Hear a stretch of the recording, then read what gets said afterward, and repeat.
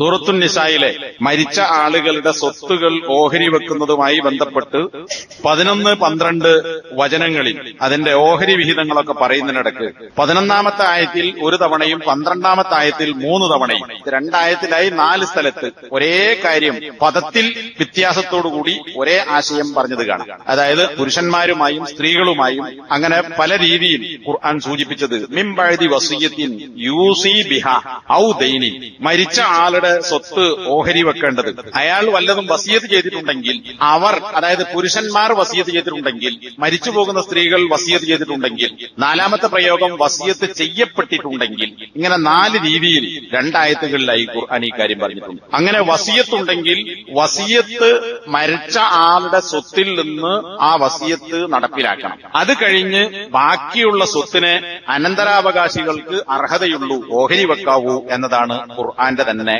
കൽപ്പന. അപ്പൊ ഇതൊരു നിർബന്ധ ബാധ്യതയാണ്. മരിച്ചു കഴിഞ്ഞാൽ ആ മരിച്ച ആൾ, ഇത് മാതാപിതാക്കളാകട്ടെ ആരാകട്ടെ, ഈ നിയമം എല്ലാവരെ സംബന്ധിച്ചും ബാധകമാണ്. മരിച്ച ആളുകളുടെ മുഴുവൻ, ആര് മരിച്ചാലും അവരുടെ സ്വത്ത് വസിയത്തുണ്ടെങ്കിൽ അത് കഴിച്ചിട്ട് ഓഹരി വെക്കാൻ പാടുള്ളൂ.